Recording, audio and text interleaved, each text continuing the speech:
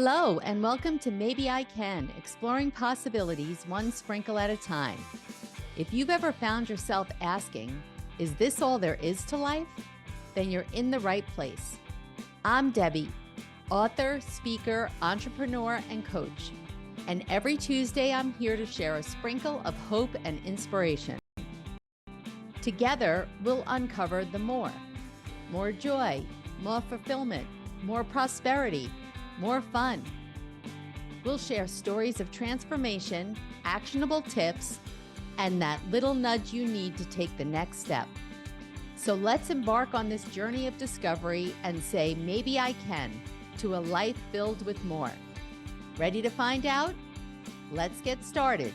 The Maybe I Can show starts now. Hello, everyone, and welcome to the show. I'm your host, Debbie Weiss.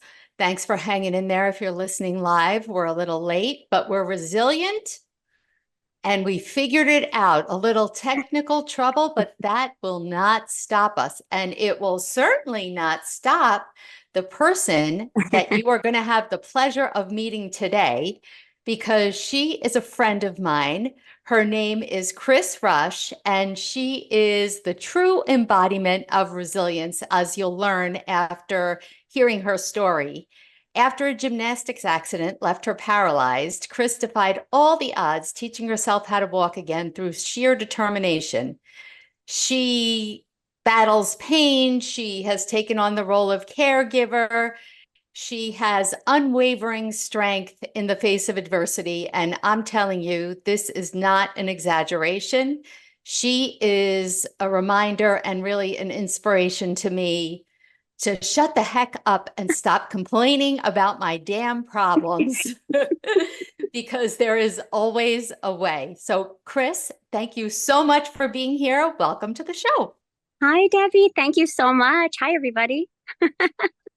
So I am going to ask you my signature question, which it can be about anything. We're going to talk about all the things, but tell me about a time. And who knows, did you ever have an I can't attitude? I'm sure you must have, but that you ever went from kind of a defeated I can't feeling to an empowered maybe I can mindset?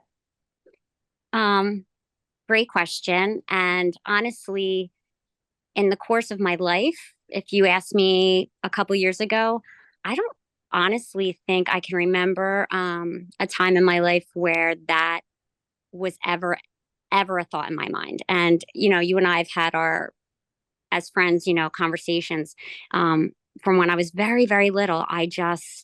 There was always just this something in my mind that was telling me, yes, you can. And from very, very little. And just always thought I could. But interestingly enough, you would think the older you got, you get a little stronger, a little wiser. You go through the hardest times in your life. And if you get through those, anything's possible. But it wasn't until recently, just in the last couple years, I lost my belief in myself. I lost my confidence. I lost my ability to pick myself up and believe that I still could and that I still had anything really worth giving. And so it's kind of crazy that you asked that question, because up until recently, I honestly probably wouldn't have had an answer for you. But in the last couple of years, I have. So, and let me just say, Chris and I don't talk all the time, even though I think I know what you're talking about. Yeah. Why don't you give a little bit of backstory? We'll go into your other stories, but your life has basically been for the last 25 years, let's just say, being a mom. And yes, I don't say it like just being a mom. No. So much more than that. So much more. Very, very involved in your kids' activities, the community, coaching, just always going, being there for your own mom. So we'll get into all of those stories. Sure. And so you become an empty nester, and I assume that's what you're talking about. So why don't you take us, just Yeah. through your mindset and where you've gotten to now? Yes. So in the last couple of years, I have three kids, 23, 21, and 19. And going from being a caregiver, a wife, a mom of three active kids, myself, I'm a very high energy person. Whether I had had 0 kids or 20 kids, the involvement I've had in the course of the last 20 some years would have been the same. I love children. I was a school teacher. And when I had my first son, I stopped teaching. So, in the last couple years, life shifted for me in regards to my kids, becoming young adults and going and becoming who they need to be. And I, at the same time, lost my mom, and who I had been caring for about 10 years. And five of those, the last 5 years, were very, very heavy hands on. And at the same time, I um, stopped coaching, which was a huge part of my life. Based because of my injury, I was no longer able to do sports, and coaching. I found through my active kids, I was able to volunteer and do that. And for many, many, many years, I was a coach. And this around the same time my children were moving on, that ended for me as well. So losing my mom, losing my role as a coach, losing my children in a way, and the role I played as this active parent, it all kind of hit me all at once. And I really fell into a whole, and COVID. Can we say COVID? Yeah, Oh, yeah. we say COVID. Throw So that in it too. all just happened in the same time frame for me. And I can take punches. I've taken many of them. I'm a strong person. I've always had a positive mindset.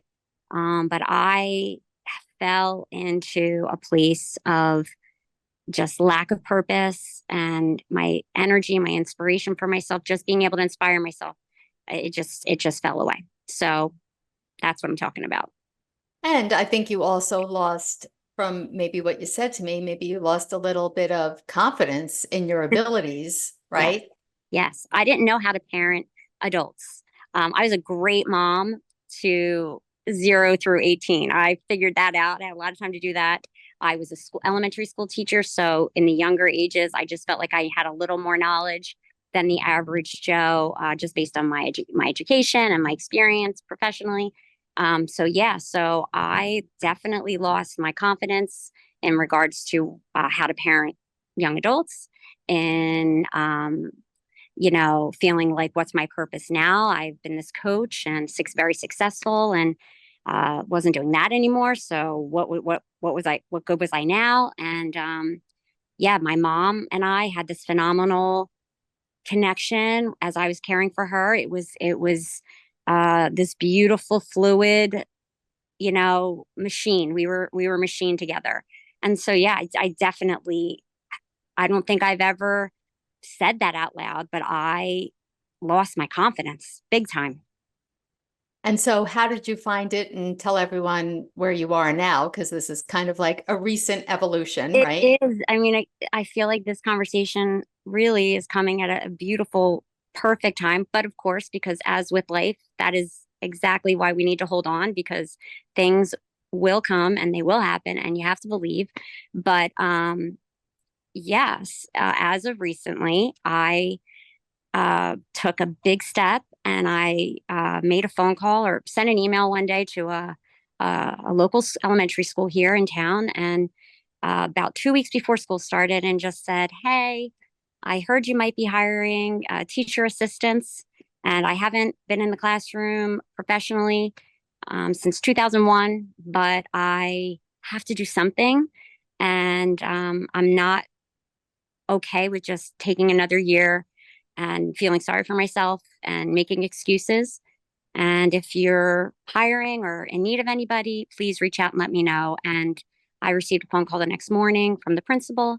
And then 4 days later, I was in the building having an interview, and walked out with a part-time position 5 days a week in a first grade. And feeling nervous. right? I mean, not doing that, feeling like I'm ready for Oh this. yeah, I'm totally sure. prepared. Yeah. No, Oh, like you oh. did it scared, I right? did it. I made that email. I I can visually remember. I know where I was. I was sitting in my bed under my blankets. Hmm. It was probably like 5:30 at night and on a Wednesday night, and I had just gotten back 2 days earlier from taking my daughter back to college, 12 hours away, and I was puttering around doing little things, trying to find things for myself to do. And that night I found myself sitting back waiting for my husband to finish work, so then we would have dinner and just the same role, which was really Yeah. not a role. And I was scared to death. And I said, there was that voice. It's still in there, that little voice that that little girl heard all those years when things were really, really, really tough, no matter what it was. It was still in there saying, I'm not giving up on you, Chris. And get it, send that email. And so I did. And I was so scared. And then that phone call came. And then I was a little less scared. And then I went in that Tuesday. And with each step that I've taken, I am just less and less scared and more like, oh, yeah, I got this. And now it's just a couple weeks in. How's it Yeah, going? 8 days, 8 days in. And with each day, just more and more certain. I don't know what tomorrow will bring. I don't know what each day specifically will bring, but with each day, more and more certain that this decision probably saved my life. Oh, oh God, And that just gave me I'm goosebumps. not, Deb. I'm not exaggerating. I know. I'm not. And I'm not the drama queen. I'm not that Nope. person. And Nope. I thought it today. I thought it in my head today when I was there. I almost said it out loud to the woman whose room I'm assisting in. I Yeah. almost said it to her because she was like, I'm so grateful you're here. I've never had a teaching assistant before. You're making all the difference. And I almost said to her, and I don't know why I didn't. I maybe feel because it's only 8 days in, and I don't want to jump the gun and I like think if I say it too soon, maybe the bubble will burst. So I didn't say it, but I thought it. And I thought, you don't know what that you and this position are doing for me. I really feel like it's definitely changing my life. Maybe I Oh, should say saving my life. Maybe I need to get a little further down the road to see just how impactful it will be. But there's no reason for me not to be able to say it's changing my life. mm. And you will. Yeah, I will. Well, I know you will. Yeah. All right. So let's go back and can you talk a little bit about the struggles of your home life and, growing up as a little girl and how you dealt with that and how it kind of shaped you? Sure. Yeah. I grew up outside of Northeast Philly in m- a difficult um, world, tough world. And I had a mom who was, I give her all the credit because every piece of strength and moxie and resilience I have to give her credit for. I know she gave it to me and I learned it from her. But I had a very tough childhood. I had an abusive alcoholic father. There was my older sister, my twin brother, and myself and my mom. And we just lived in fear. We lived in uncertainty. We lived in probably poverty, although my mom would never use a word like that, would never even allow us to acknowledge ourselves that we were in any state other than we're good. We're good. And, I can look back on it now as an adult and knowing more about life and what's good and what's not good, and recognize like, oh, not everybody heated their house with their, oven door open or having to get up at night in the middle of the night and put wood on the wood burning stove or, you know, not everybody had cheese and mustard sandwiches every day for lunch for, many, many, many, many years. And I didn't know to complain. I didn't know that there was anything wrong with it. And we just kind of did it. And again, I give credit to my mom because I don't have bad feelings about my childhood. I just don't. I know it was bad. I know there were I know there were bad things and I know there were unhealthy things and I know there were difficult things and painful things, but I still never have looked at my childhood as bad. I think of it and I think of how much I got from it.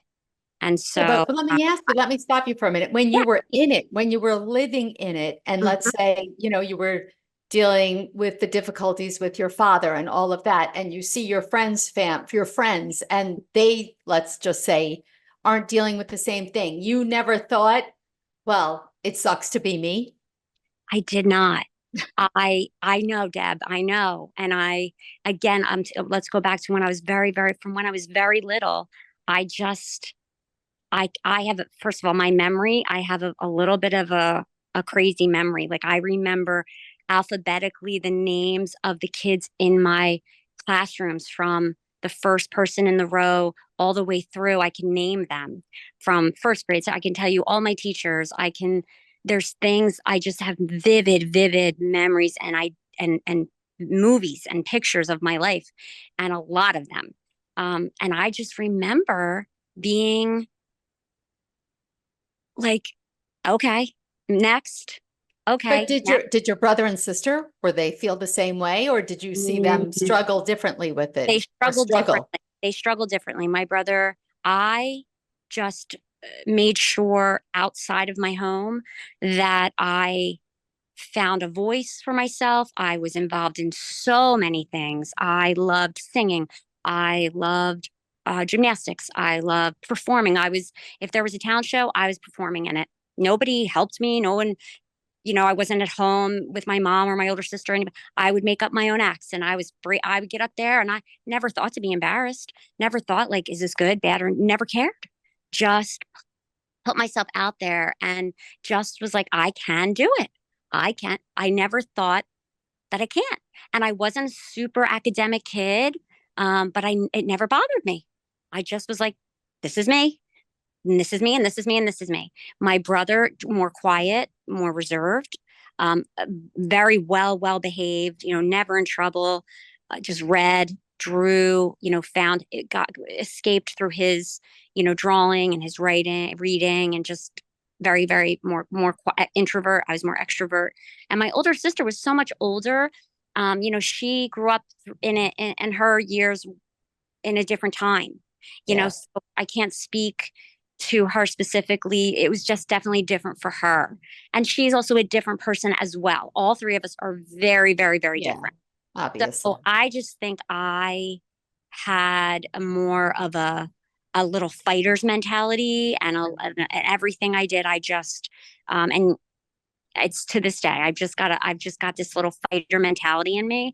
And while I was going through it, I could look and see that other people weren't living the life I was living, but it never really bothered me. I never looked at what they had or what I didn't have. I just was like, this is what I got.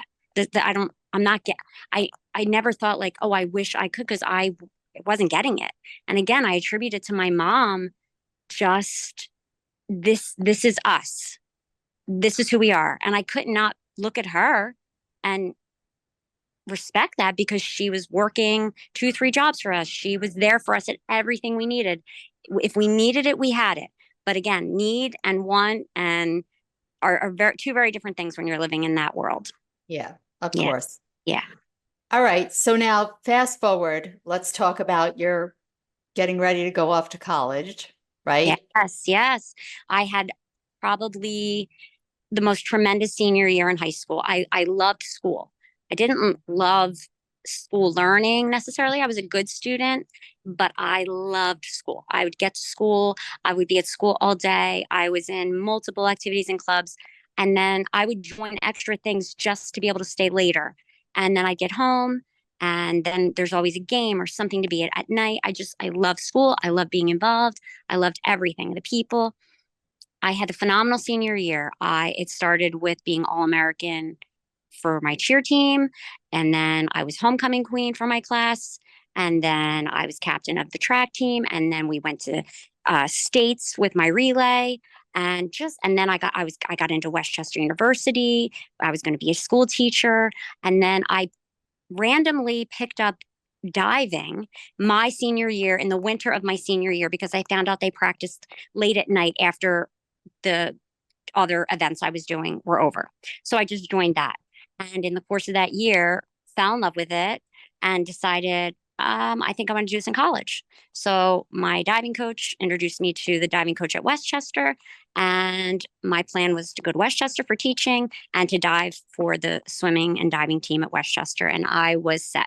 And I was working that summer teaching diving in the mornings because I was in a local dive team in the summers, and coaching gymnastics for our rec program for our community, which I had been doing for the last 4 years. And I got up, went to diving that morning, drove my bike to, because I didn't have a car because can't afford a car. Right. I drove my bike to gymnastics, coached gymnastics for 4 hours, and in the last 5 minutes was working on a skill with the girls and demonstrated a flip that I'd been doing since I was probably 8 years old, and over rotated out of, and fell horribly and was paralyzed in a matter of seconds. And that was it. And that was where I went from this physically blessed movement and doing and going and trying, even like, again, trying any new things by even as a senior. If I put my mind to it, I was going to do it. And that was the end of that, Chris. So, yeah. And then you're paralyzed and they tell you, right? Mm-hmm. What Yes. was the prognosis? Prognosis was that my spinal cord was damaged and that they had no idea, because spinal cords don't heal, nerves will heal, but they have no idea how to determine the amount of healing my body would do. They said the thing I had going for me was that I was physically fit, I was a petite person, and I was young. And then I was obviously, the final thing was obviously a very determined young person. Yeah, that's a big final thing. Yeah. Yeah. So you can't, or you can't, you have to postpone your Yes. college experience, right? Yeah. So A that whole was off the year. table. Correct. Surgeries, living in the hospital, rehabs, different rehab hospitals for a full year. And then I, set small goals for myself, and slowly but surely was able to have mobility again. My right side came back completely. My left side was very, very delayed and slow and weak, and has continued to be for my whole life since then. But my goal was to get to college 1 year later with no canes, no braces, and I did that. A lovely, adorable limp. Because how else am I going to attract attention for myself? I don't have all the sports and all the other stuff. So at least with my limp, I know I'm still getting some attention. Oh, you have other ways. I wouldn't worry about that part. But so, okay, you make it sound so simple. Was there a time where you were disgusted or said, this is impossible? Or, even with that attitude, you're telling me life deals you this after you're this high and you fall like that at 18 years old? Yeah. Was there a time in that journey that you were like, why me? And how am I going to do this? So I'm gonna tell you the story of how it began for me, and that was like a rebirth for me. And I remember laying on the crash mat that I landed on and facing, up, and all the little girls around me, and I'm just trying to stay calm and put things in place, telling the people around me what they should do to help me, and calling blah blah blah, police, ambulance, my mom. And this was the era of payphones, by the way. So Yeah, you can imagine. right, exactly. You couldn't pick up a cell phone. Yeah, no. And I just remember at one point, after instructing everyone what to do, just laying there, and I literally said to myself, okay, Chris, you're paralyzed. You knew it? Wait, you knew it I right away? immediately, because I put my hands on my stomach, like laying there. I put my Feel hands on my anything. stomach, and I felt like my hands were floating on air. And I just kept quickly just moving my hands. And I got up here, and that was where I was able to feel myself again, and came, to feel connected with myself. And so that was immediate. That was within seconds of it happening. And then said, okay, Chris, other people live in wheelchairs. I've seen other people doing it. There's, on TV and movies around our community. Other people can live in wheelchairs, Chris. So can you. And that was the sentence I said to myself within minutes of it happening. Oh my And God. Debbie, I know it's probably very hard for people to like imagine an 18-year-old kid even thinking to say that to themselves. Like what put that in my head? But it comes from like the life I had experienced, all the trials and tribulations.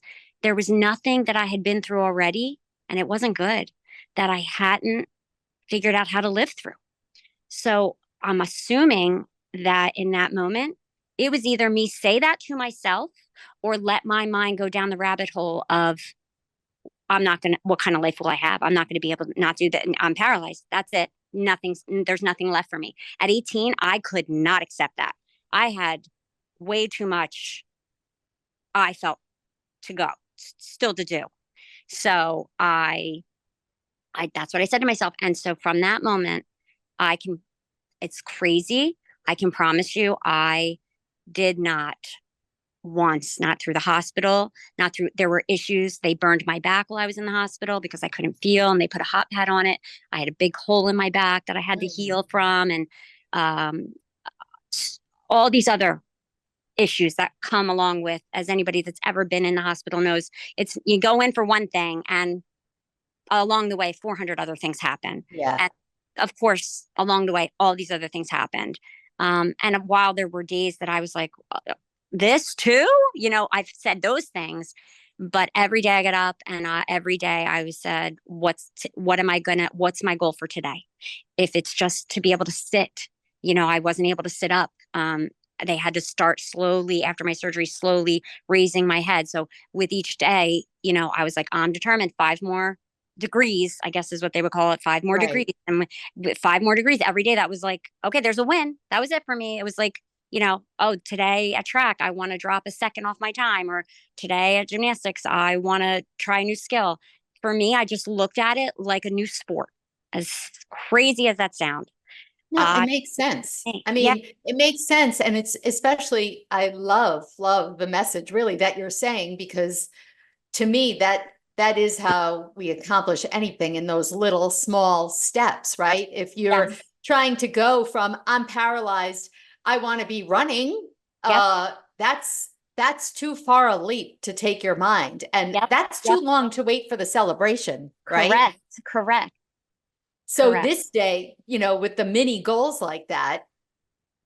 Every day it was mini goals. And then it was, once I was my legs started to move again, my left leg, then the next was, oh, well, homecoming is coming in October. This was now August.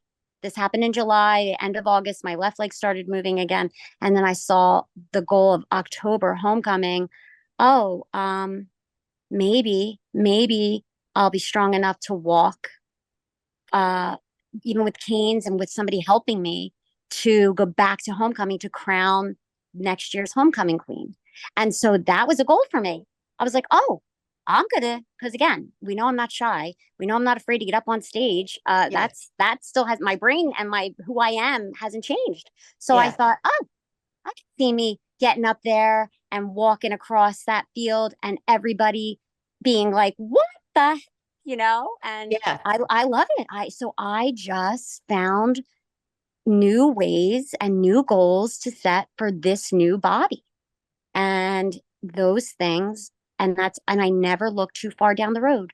I never Yep. look too far down the road. And one day at a time, one goal at a time.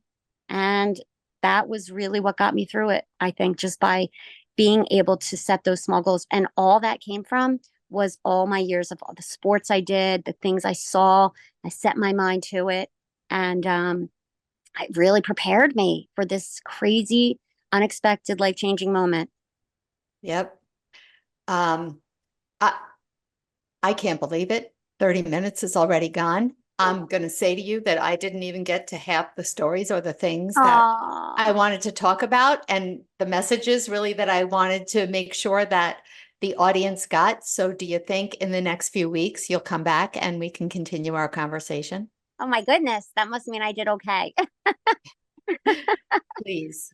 I don't We want to we need to disappoint. have a part two, but I Part love that two. I love that we're ending today Yes. on the whole message of the small goals. Small And I steps. think to celebrate the small goals, Yeah, right? definitely.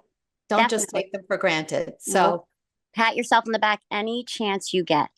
exactly, exactly. All right, my All right, Deb. friends, I'm going to have to leave you with this, but I want you to be inspired by part one of what you've heard from my amazing friend, Chris, today.